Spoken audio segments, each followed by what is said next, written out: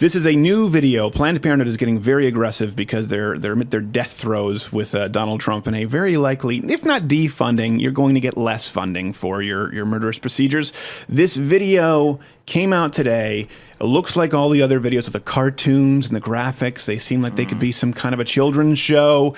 And nearly everything they say is either factually incorrect, misleading, or offensive to the intellectual sensibilities. Let's get into it. It all started with one woman. I nursed her back to health after a horribly botched abortion. She just barely survived. Her body poisoned, her fever spiking. Before leaving my care, she asked how to prevent more unintended pregnancies. Okay, this is important here. As we continue to dissect this video, we're going to bring up our social justice warrior / leftist lexicon. Unwanted pregnancies, there is a term they use. That really means babies we're going to abort. Oh, I get it now. Let's just make that clear. Yeah. They're not saying like unwanted pregnancies, like, oh, this is a surprise. Well, I didn't really want this pregnancy, but I'm an adult. Yeah. I'll take responsibility for my decisions. Unwanted pregnancies in this video, and according to leftists, assumes the solution of abortion. When I got home, I decided I wouldn't rest until I was able to give women the knowledge to control birth. A woman can't be free. A woman isn't free. No, it's not quite it, is it? No woman can call herself free who does not own and control her body.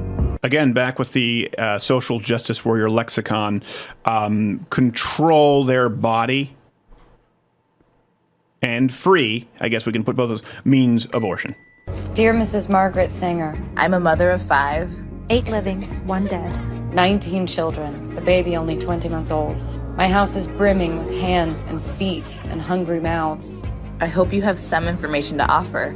I've spent almost all of my married life nursing and carrying babies. I would rather die than become pregnant again. Do you have any advice? The context here really matters because we're supposed to feel sorry for these women. They're talking about having so many mouths to feed and hands, and so they have children. I would rather die than have an unwanted pregnancy again. How do those children feel? Imagine being that woman's daughter. Imagine being that woman's son. Well, yeah. This is all Mom, before. was I a blessing? I'd rather die than have another one of you. Oh, thanks. Imagine if a mom said that on Facebook and their kids were their friends. I would rather die than have another little Jared. Mom, how could you say that? I would rather die. You are my life's worst mistake, and I would abort you if I could have known. But we put in some cartoons and unnecessarily dramatic music, so we're supposed to believe that they're compassionate. Let's keep this in context. Go. After a few changes, the organization became Planned Parenthood in 1942. The organization remained committed to serving low-income immigrant women with a sliding scale payment policy. Today, approximately 1 in 5 women in the U.S. visit Planned Parenthood, and 3/4 of those women are low income. Low income. That's important because I know the left likes to play identity politics. There is a Holocaust of black Americans. Planned Parenthood set up deliberately in black communities. A black baby in the United States right now has about the same statistical chance of being born as they do aborted. This was by design. This was by targeting from Margaret Sanger, noted racist. Let's see if they get to that. Margaret worked with civil rights leaders, immigrant women, and black communities, but also aligned herself with eugenicists. Ugh. It doesn't seem to make sense. But way back in the early 20th century, eugenics was an immensely popular social movement, one with the kind of widespread legitimacy Margaret craved for her own birth control campaign. Let's make something clear. Racism and ableism do not have a place at Planned Parenthood, and sure as hell don't represent the organization's commitment to equality. While there's no question that Margaret left behind a conflicting legacy, it's also true that she was a champion Okay, of pause. progress. Real quick, this is important. I love how they pivot from praising Margaret Sanger, the woman, how great she is, this sort of biography, to when it comes to eugenics, we'll get to what Margaret Sanger believed in a second, they pivot, but Planned Parenthood today does really good stuff. Really great. Let's just brush that all under the rug. Skip over that. With the word problematic. Let's just brush under the rug with problematic. Well, let's see how problematic Margaret Sanger was. These are direct quotes. We want to exterminate the Negro population. I know some of you will get mad, say, well, there's more context.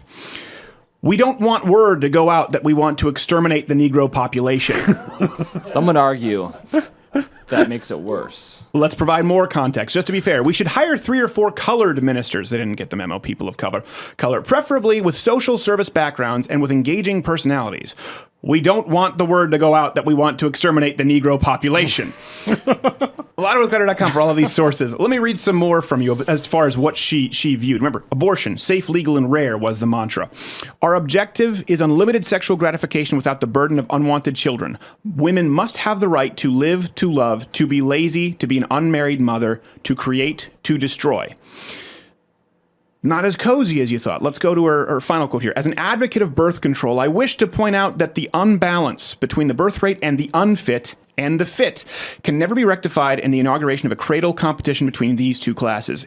In the matter, the example of the inferior classes, the fertility of the feeble-minded, the mentally defective, the poverty-stricken classes should not be held up for emulation. On the contrary, the most urgent problem today is how to limit and discourage the over-fertility of the mentally and physically defective. For those of you who don't know, read her writing. She saw black people as mentally and physically defective compared to white people. She saw them as inferior compared to white people. Low income, she meant black. That's why you have a statistical chance of being born, as much chance of being born as you do of being aborted as a black American baby. And here's one thing, they brush it under the rug as problematic. You are the same people whose best proof that Donald Trump is a racist, whom you will probably toplessly protest, please don't, at his inauguration, is the fact that he retweeted someone who happens to have their avatar as a cartoon frog. And you've gone out and you've protested professionally. The Oscars, the Golden Globes, Meryl Streep, Robert De Niro, racist, xenophobic. We can't allow this. He's not a legitimate president. Woman says we want to exterminate the Negro population. You just shove it aside as problematic? This is why no one respects you. This is why you're not taken seriously. Donald Trump's the racist because someone had Pepe the Frog in the avatar. The woman who literally wanted to kill blacks and was successful in murdering off millions of them. We give her a pass because she claims feminism. Next clip. For example, early forms of birth control really didn't do the trick. And Margaret wanted something as easy to take as an aspirin. So, in the early 50s, she worked to secure funding for research that led to the development of the hormonal birth control pill. No big deal. It's only been called the most important scientific advance of the 20th century. Come again, Lena? Who said it was the most important invention of the 20th century? I think that was Lena Dunham. I think it was Lena Dunham who said it was that. her. Because she pops them like Tic Tacs.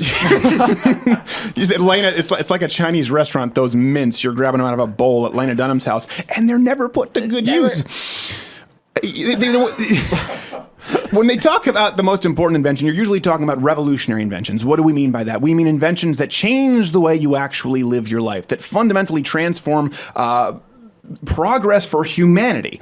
Birth control isn't, here's the thing, yeah, birth control, is birth control more sophisticated than previous methods? Yeah, but half a lemon wasn't as effective, a rabbit skin wasn't as effective, but the point is, they did have, using the lunar calendar, it wasn't foolproof, I'll give you that, but it wasn't like we didn't have an idea as to how to go about this. The most important invention of the 20th century? Do you have any idea what was created in the 20th century? I've got a list. Internet, personal computer, automobiles, cure for polio, ambidextrous scissors, airplanes, space travel, we landed on the moon, drinkable yogurt. It's decidedly more convenient than non-drinkable yogurt. Penicillin, nuclear energy, and literally sliced bread. Literally let that one sink in. Yes, literally let that one sink in. But if women don't have access, then these kinds of innovations don't mean crap. Again, let's go to the definition here. Let's go to our lexicon. Access means free stuff. Access means free crap. Access means you don't have to pay for your own stuff.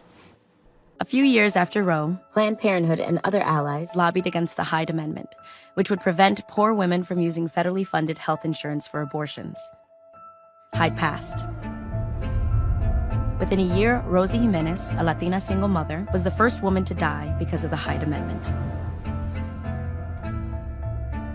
Jimenez couldn't afford to pay for a safe and legal abortion without federal assistance.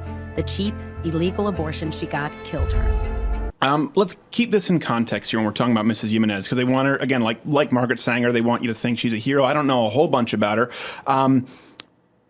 She wanted to kill her baby so badly that she committed a felony. Probably not the Virgin Mary. Let's just be clear about this here. Well, we feel that she wanted to kill her baby and didn't have the money, so she went to an alley with a coat hanger and she died. Sad. Nobody's saying she should die. But they're saying here, they're trying to go on with the argument, they're trying to say that without free funding, without you paying for them, women die without having access to abortions. It's hard to find these statistics because they throw this out a lot, when the life of the mother is in danger. Well, on average, there are 670 deaths per year based on pregnancy in the United States. So that's a really small number. That's not even a percentage point.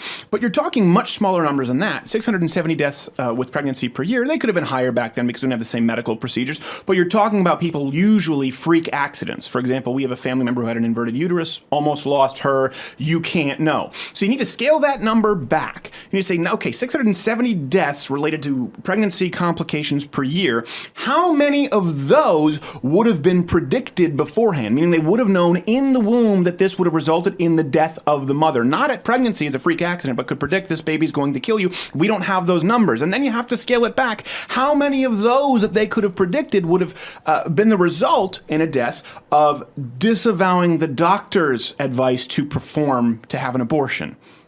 So 670 in the United States, reduced down to numbers that we don't know because the pro-abortion activists, the abortionists, don't want you to have those numbers. We can't even find them. Anyone who can help us, please let us know. Next clip. 4 months later, Faye Waddleton became the youngest president Planned Parenthood has ever had, as well as the first woman of color. Pause. I don't think they got the memo. They said woman of color. The preferred term for Margaret Sanger is Negro. At least on paper. Since Roe, there have been 11 murders, dozens of attempted murders, and hundreds of death threats, plus a lot of general rudeness. Okay, pause. First off, hundreds of death threats? Jared gets more than that on his Twitter. It's true. He probably gets more than that when he walks into his men's club. Yeah. Don't even go to YouTube. They said, 11 murders, dozens of attempted murders, 100, and general rudeness. Here's why this is so important. How many people died in San Bernardino? Was it 12? Like 12. 12 or 14? 12. Yeah. We'll pull those numbers up. I think it was 12. When 12 people are killed by a terrorist attack, they try to, don't forget that there were abortion clinics that have been, abortion doctors who have been killed, throughout all of history, in all the numbers ever that you can find. Of all the things, 11. Let's call it 12. Let's say 15. There have been 15 people killed in the name of Islamic terrorism since we've started commentating on this video. So they always try to trot out some moral equivalent. Well, Christians aren't above it. Look at what's happened with people who bomb abortion clinics. By the way, if you just set your stopwatch, more people just killed in the name of Islam than all abortion clinic bombings or shootings that have ever occurred. They bring out the Westboro Baptist Church, 14 members, 2 of whom have flippers. Yeah. They always have to bring out the fringe groups, and that's supposed to be the mainstream. That's supposed to be the mainstream point. And even the numbers, when because they're trying to fluff up these numbers, 11 murders, dozens of attempted murders, and general rudeness. General rudeness, when you're trying to paint a group as hateful and terrorist-like, general rudeness falls at the bottom of the priority list. But it's all they had. So keep that in mind next time an actual terrorist attack occurs and they try to say, what about abortion clinics? Well, now you know. Next clip. Abortion providers didn't stop. Nope. Those OGs started wearing bulletproof vests. That's current Planned Parenthood president Cecile Richards. She's doubled the organization's support since 2006 and raised millions to aid Planned Parenthood's mission of providing care no matter what. Lexicon. Planned, this is what they're saying. Let's finalize on this. Their statement just there, because they're going to be really mad when people want to defund Planned Parenthood. When they say more Planned Parenthood support providing care than ever before, what they mean to say, more Planned Parenthood support is your tax dollars, your money, your hard-earned dollar going to provide care, meaning providing abortions, meaning providing the murder of babies across this country. They are championing the cause of your tax dollars and my money being taken from my pocket to pay for abortions. All based on the concept of Margaret Sanger, who started this because she wanted to effectively exterminate the Negro population. And they are protesting because the rest of America might not want to be paying for this. And you wonder why we don't respect you. Hey, if you like this video, subscribe by clicking the button that says subscribe. If you're not aware of it now, there's no way you're learning the internet at this point. I'm not going to help you. But this was clipped from my daily show, available exclusively to louderwithcrowder.com/mugclub members. If you're a student, military, or veteran, enter in that promo code. It's less than $6 a month, and you get daily content. No more clips, plus this hand-etched mug. Oh, when I feel it, I got a chill like on the inside.